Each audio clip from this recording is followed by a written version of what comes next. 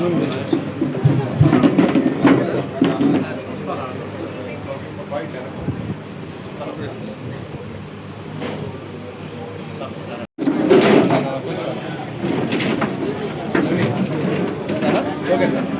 సహాయ నిధి నుండి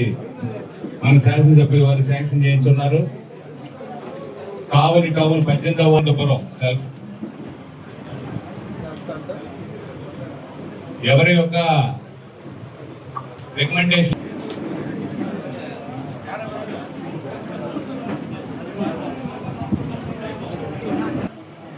28వ వార్డు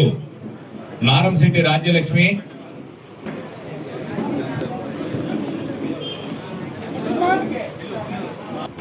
1,10,343. గౌరవరం జాలాది చిట్టిపాపు, బాబుపాలెం కొండూరు బుజ్జమ్మ, వాయిల్ శ్రీనివాస్ గారి రెఫరెన్స్. నాగులవరం గ్రామం మాలేపాటి శ్రీహరి నాయుడు గారు 2వ వార్డు. ఇచ్చేసినటువంటి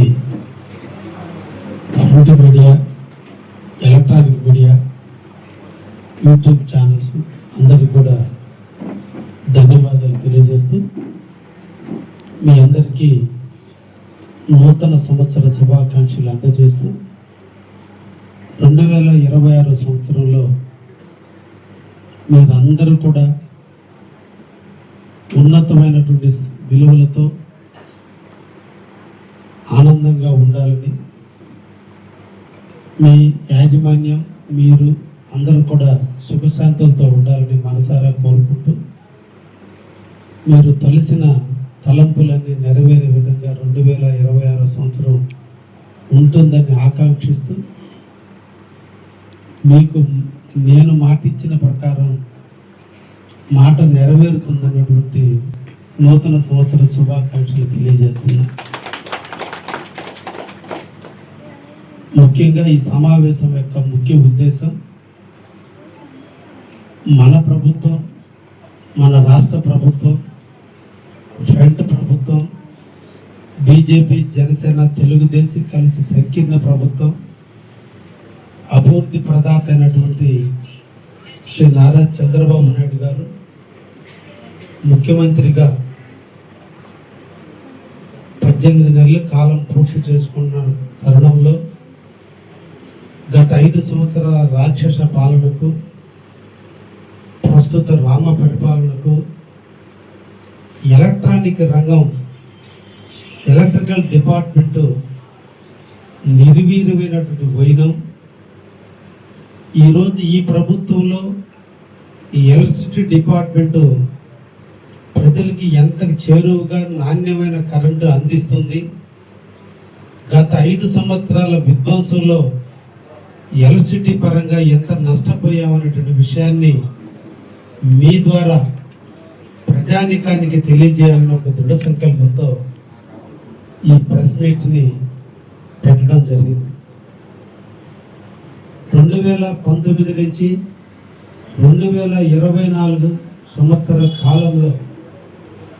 జగన్మోహన్ రెడ్డి గారు రాష్ట్ర ముఖ్యమంత్రిగా మేము వస్తే కరెంటు ఛార్జీలు పెంచమని చెప్పి మాట తప్పి 9 సార్లు కరెంటు రేట్లను పెంచి మన ఆంధ్రప్రదేశ్ ప్రజానికం మీద 32 కోట్ల రూపాయల భారాన్ని విధించిన వైనం మన నెల్లూరు జిల్లా కావలి నియోజకవర్గ ప్రజానికానికి తెలియజేయటం నా బాధ్యత. మాట చెప్పాం, మడమ తిప్పాం, నేను తిప్పేదన్నీ బోర్డులే అనేటువంటి ఒక నినాదంతో గత రాక్షస పరిపాలనలో 9 సార్లు కరెంటు రేట్లు పెంచి ప్రజల మీద 32 కోట్ల భారాన్ని పెట్టడమే కాకుండా ఎలక్ట్రిసిటీ డిపార్ట్మెంట్ పరంగా గత 5 ఏళ్లలో వాళ్ళు తీసుకున్నటువంటి అనాలోచితమైనటువంటి నిర్ణయాల వల్ల, పరిపాలనలో పరిపక్వత లేని కారణాన, అడ్మినిస్ట్రేషన్ స్కిల్ లేనటువంటి కారణాన, దుందుడు తనంతో ఇష్టారాజ్యంగా ఎలక్ట్రిసిటీని వాడుకున్నటువంటి క్రమం వల్ల, కమిషన్లకు కకృతి పడి ఎలక్ట్రిసిటీ డిపార్ట్మెంట్ నిర్వీర్యం చేసిన కారణాన ఆంధ్రప్రదేశ్ ప్రభుత్వానికి 1,29,000 కోట్ల రూపాయల నష్టం వాటిల్లినటువంటి పరిస్థితి. ప్రజలందరూ ఆశీర్వదించారు. ఆశీర్వాదంతో ఈ మంచి ప్రభుత్వం, రాముడైన చంద్రబాబు ముఖ్యమంత్రి అయితే బహుశా దేశ చరిత్రలో ఏ ముఖ్యమంత్రులు చేయనటువంటి లూటీని జగన్మోహన్ రెడ్డి చేశాడు. ముఖ్యమంత్రి పేరు అధిరోహించే నాటికి ఎవరు కూడా గుర్తించలేనటువంటి పరిస్థితి, వ్యవస్థని చిన్నాభిన్నం చేసినటువంటి పరిస్థితి, వీటన్నిటిని ఆడిట్ రిపోర్ట్లు నిర్వీర్యం చేసినటువంటి పరిస్థితి, వీటన్నిటి మీద ఈరోజు ఆడిట్ రిపోర్ట్ చూస్తే ఈరోజు గత 5 సంవత్సరాల కాలంలో ఆంధ్రప్రదేశ్ ప్రభుత్వానికి ఒక్క ఎలక్ట్రిసిటీ డిపార్ట్మెంట్ వల్ల కమిషన్లకి కకృతి పడి టారిఫ్లు కొనాల్సిన రేటు కంటే ఎక్కువ కొన్నందువల్ల ఈ ఆంధ్రప్రదేశ్ రాష్ట్రానికి 1,29,00,000 రూపాయల నష్టం వచ్చింది అంటే ఇంకన్ని డిపార్ట్మెంట్లో ఎంత నిర్వీర్యం చేశారో దయించి అర్థం చేసుకోవాల్సిందిగా ప్రజానీకాన్ని కోరుకుంటున్నాం. మన ముఖ్యమంత్రి, మా ముఖ్యమంత్రి, అభివృద్ధి ప్రదాత అయినటువంటి శ్రీ నారా చంద్రబాబు నాయుడు గారు రేపు రాష్ట్రంలో మేము ఫామ్ చేస్తే ఎట్టి పరిస్థితుల్లోనూ రేట్లు పెంచమని చెప్పిన కారణాన ఎక్కడ కూడా ఈరోజు రేట్లు పెంచకుండా 9 గంటల కరెంటు రైతాంగానికి ఇస్తానన్న మాట మీద 9 గంటల కరెంటు రైతాంగానికి ఇస్తూ రోజుకి 24 గంటలు ఎక్కడ కూడా కరెంట్ అనేది ఇబ్బందులు రాకుండా చూసుకుంటూ ఈ రోజున కొనుగోలులో మనకి కరెంటు లేనప్పుడు, ఆంధ్రప్రదేశ్కి కరెంటు ఉత్పత్తి తగ్గినప్పుడు ఇతర రాష్ట్రాల నుంచో ఇతర డిస్కమ్స్ నుంచో కొనుగోలు చేసేటప్పుడు గతంలో వైసీపీ ప్రభుత్వం ₹4.85 తగ్గించి ఈరోజు మనం కొనే విధంగా ఈరోజు ఎన్ని కోట్ల రూపాయలు సేవింగ్ చేశాడో ఈ సందర్భంగా మీరు అర్థం చేసుకోవాల్సిందిగా తెలియజేస్తున్నాను. ఇంకా కూడా నాణ్యమైన కరెంట్ ఇవ్వాలి, ప్రజలందరికీ కూడా కరెంటు పరంగా అదనపు భారం 300 యూనిట్లు కాలినటువంటి వాళ్ళకి ఆ కుటుంబంలో రావాల్సిన సంక్షేమ పథకాలు ఆగిపోతున్నాయి. కాబట్టి వాళ్ళందరికీ కూడా ఇంకొక రూపాయన వాళ్ళకి సహాయ సహకారాలు అందించాలని ఒక దృఢ సంకల్పంతో ఈరోజు సోలార్ విద్యుత్తుని ఆంధ్రప్రదేశ్లో ప్రవేశపెట్టి కేంద్ర ప్రభుత్వం యొక్క సహాయ సహకారాలతో ఈరోజు రాష్ట్రంలో ఉన్న ఎస్సీ ఎస్టీ కుటుంబాలకి ఉచితంగా ఈరోజు సోలార్ పలకల్ని వాళ్ళ ఇళ్ళ పైన బిగించి అతి తొందరలో కావలి నియోజకవర్గంలో దాదాపు 9,000 ఇళ్ళని సెలెక్ట్ చేయడం జరిగింది. ఈ 9,000 ఇళ్ళు ఎస్సీ ఎస్టీ కుటుంబాలకు సంబంధించినటువంటి ఇళ్ల పైన ఈ సోలార్ పలకలు ఏర్పాటు చేసి కరెంట్ అనేది కాలకుండా అవసరమైతే మిగులు కరెంటు ఉంటే వాళ్ళకి చేతి డబ్బులు ఎదురు ఇచ్చేటట్టుగా ఈ రోజున మన ప్రభుత్వం, మన మంచి ప్రభుత్వం శ్రీ నారా చంద్రబాబు నాయుడు గారు ముఖ్యమంత్రిగా ఈ రోజు పేదవారికి తీసుకున్నటువంటి ఒక వరంగా పరిగణించింది. ఈ జనవరి ఆఖరి నుంచి కావలి నియోజకవర్గంలో ఉన్నటువంటి ఎస్సీ ఎస్టీ కుటుంబాలందరికీ కూడా ప్రభుత్వమే స్వచ్ఛందంగా మీ ఇంటికి వచ్చి మీ ఇంటి తలుపు తట్టి మీ ఇంటి పైన సోలార్ పలకలు బిగించి మీరు కరెంటు కాలితే ఎంత కాలింది, మీ కరెంటు ప్రభుత్వం ఎంత తీసుకుంది, అంటే కరెంటు సోలార్ ద్వారా ఎక్కువ ఎండలు కాసినప్పుడు సోలార్ ద్వారా ఎంత కరెంటు ఉత్పత్తి అయితే ఆ ఉత్పత్తి అయిన కరెంటుని కరెంటు డిపార్ట్మెంట్ తీసుకుంటుంది. మనం వాడుకున్న కరెంటుని లెక్కేసి మనది ఎంత తీసుకున్నారు, వాళ్ళది మనం ఎంత వాడుకున్నాము వేరీ చేసి మనం కట్టాల్సి వస్తే కట్టేటట్టు, లేదా మనదే గవర్నమెంట్ వాడుకుంటే మనకి చేతి డబ్బులు ఇచ్చేటట్టుగా ఈ రోజున ఎస్టీ ఎస్సీ కుటుంబాలకు ఇచ్చినటువంటి కానుకగా ఈ రోజు సోలార్ పవర్ ని పేదవారికి అందిస్తున్నటువంటి ప్రభుత్వం ఈ రాష్ట్ర ప్రభుత్వం శ్రీ చంద్రబాబు గారి నాయకత్వం అని చెప్పి ఈ సందర్భంగా తెలియజేస్తున్నా. అదేవిధంగా ఈ రోజున బీసీ కులస్తులు ఎవరైతే ఉన్నారో వారందరికీ కూడా ఈ సోలార్ అందుబాటులోకి తీసుకురావాలి. ఈరోజు 3 కిలోవాట్ల విద్యుత్ కోసం ఈ రోజున రాష్ట్ర సోలార్ విద్యుత్ కోసం 78 లక్షలు 78,000 రూపాయలు సబ్సిడీ ఇస్తుంటే మిగతాది బ్యాంకు లోన్ ద్వారా బీసీలందరూ కూడా లోన్ ఇప్పించేదానికి ప్రభుత్వం ముందుకు వచ్చింది, బ్యాంకర్స్ ముందుకు వచ్చారు. మీకు అందరూ కూడా ఈ సోలార్ నిర్మాణం కోసం మీకు లోన్లు ఇవ్వటం జరుగుతుంది. ఈ విధంగా మీరు లోన్లు తీసుకొని సోలార్ పవర్ను మీరు వినియోగించుకోగలిగితే మీకు కరెంటు ఆదాలోనే మీరు కట్టేటువంటి డబ్బులు, కరెంటు డిపార్ట్మెంట్ కట్టే డబ్బులు బ్యాంకు కట్టగలిగితే మీకు 2-3 సంవత్సరాలలోనే మీకు లోను తీరిపోతుంది, కరెంటు ఉచితంగా వచ్చేటట్టు ఉంటుందనే ఉద్దేశంతో ఈరోజు బీసీలు అందరికీ కూడా కేంద్ర ప్రభుత్వం ఇచ్చే 78,000 సబ్సిడీతో పాటు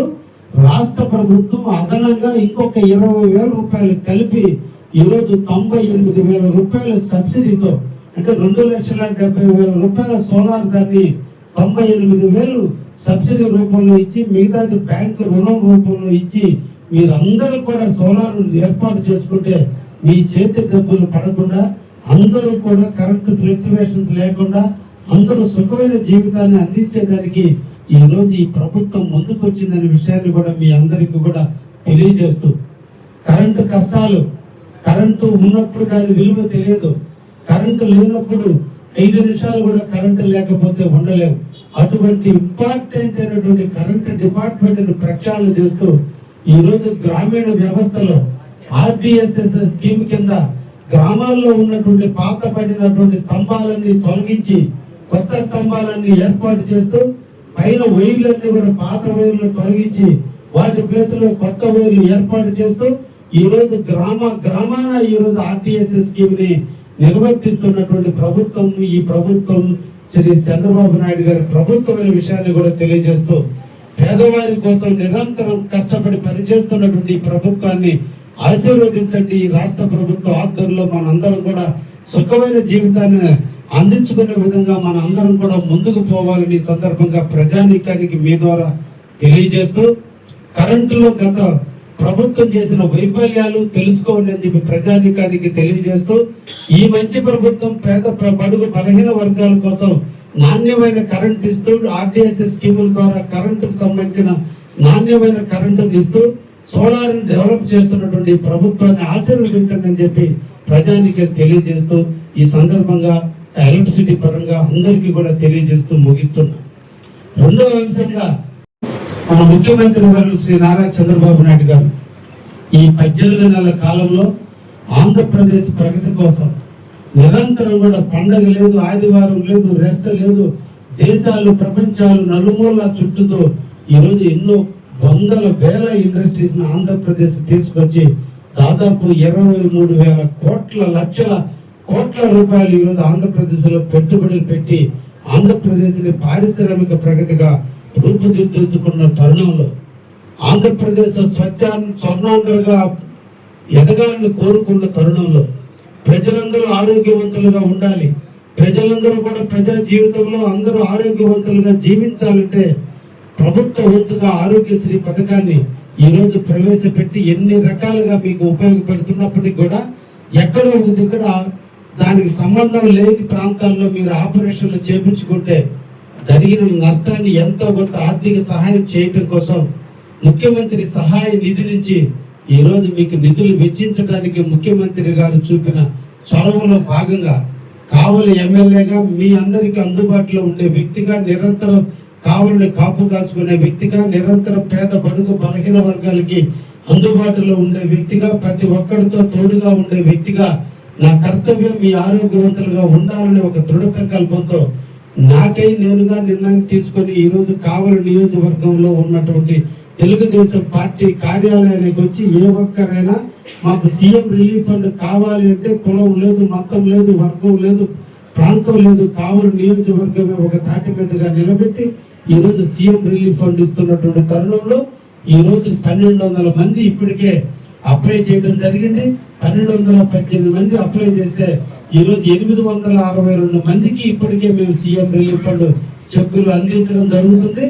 అందులో భాగంగా ఈరోజు 64 మందికి ఈరోజు చెక్కులు అందించడం కూడా జరుగుతుందని ఈ సందర్భంగా తెలియజేస్తూ, పేదవారికి చేతైనంత వరకు కల్పించిన మా మా దేవుడైనటువంటి శ్రీ నారా చంద్రబాబు నాయుడుకి ఈ సందర్భంగా వారికి కృతజ్ఞతలు తెలియజేస్తూ పేదవాళ్ళకి సేవ చేయటమే భాగ్యంగా భావించి నిరంతరం పనిచేస్తున్నటువంటి తరుణంలో ఇప్పటికి 7,97,00,000 రూపాయలు 7,26,00,000 రూపాయలు ఇప్పటికే కావలి నియోజకవర్గానికి సీఎం రిలీఫ్ ఫండ్ కింద 862 మందికి అందించడం జరిగిందనే విషయాన్ని కూడా తెలియజేస్తూ మరొక్కసారి కావలి నియోజకవర్గానికి పత్రికా మిత్రుల ద్వారా తెలియజేయడం ఏంటంటే ఇంకా కూడా చాలా మందికి నేను ఇంటింట ఎమ్మెల్యే కార్యక్రమానికి వెళ్ళినప్పుడు ఆ బజార్లో వెళ్ళినప్పుడు అప్పుడు వచ్చి నాకు కొంతమంది సీఎం రిలీఫ్ ఫండ్ కోసం అర్జీలు ఇస్తే అప్పటికే కాలం తీరినటువంటి అప్లికేషన్లు ఎత్తుకొని నా ముందుకు వచ్చారు. ఈ సందర్భంగా కూడా మళ్ళా కూడా దయించి మీరు దీన్ని ప్రచారం చేయండి. మీ వల్ల ఒక్క పేదవాడికి న్యాయం జరిగినా కూడా మీ వృత్తికి నా వృత్తికి మనం న్యాయం చేసిన వాళ్ళు అవుతామని కూడా మీ ద్వారా కూడా తెలియజేస్తూ కావలి నియోజకవర్గంలో ప్రజలందరూ కూడా డబ్బులు కట్టి హాస్పిటల్లో ట్రీట్మెంట్ చేయించుకుంటే తప్పకుండా మా కార్యాలయాన్ని సంప్రదించండి. మా కార్యాలయం ద్వారా సీఎం రిలీఫ్ ఫండ్ వీలైనంత వరకు తెప్పించుకునేదానికి మీరందరూ కూడా సద్వినియోగం చేసుకోండి అని చెప్పి సందర్భంగా కావలి ప్రజానీకానికి తెలియజేస్తూ మరొకసారి అందరికీ నూతన సంవత్సర శుభాకాంక్షలు తెలియజేస్తాను.